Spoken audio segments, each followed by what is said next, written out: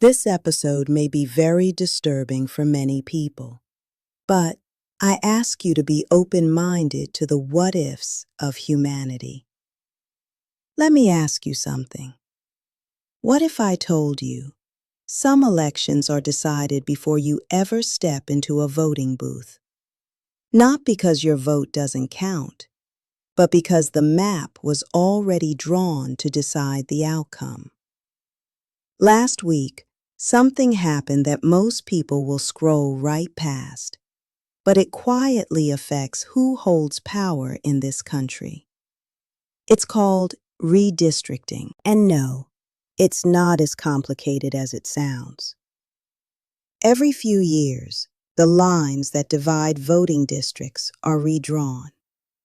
Each district chooses one representative. Sounds fair, right? But here's the part people don't realize.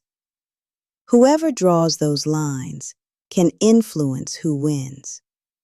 Not by changing votes, but by changing who is grouped together when they vote. Let's make it simple. Imagine you have 100 people. 50 think one way, 50 think another. If you divide them evenly, elections are competitive. But if you group 40 of one side into a single district and spread the rest thin across other districts, you just turned a fair fight into a predictable outcome. That's not theory, that's strategy. It's called gerrymandering, and it's been happening for years, by both sides. But last week, a major court decision made it easier for states to redraw maps, with fewer restrictions on what's considered unfair. So now, states are rushing to redraw district lines, and those new lines could shift power without a single vote being cast yet. That's the part that should make you pause, because this isn't just about politics. It's about who speaks for your community, whose voice gets amplified, and whose voice gets diluted. Some will argue this is necessary, that populations change, that maps need updating, that states should have control. And they're not wrong, but others will say, if politicians are allowed to draw their own maps, they can protect themselves instead of representing you. And that's where the tension lives.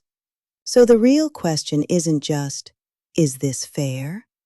The real question is, who should have the power to decide how your vote is counted? Because once you understand that, you stop seeing redistricting as boring, and you start seeing it for what it really is, a quiet way to shape the future without ever touching a ballot.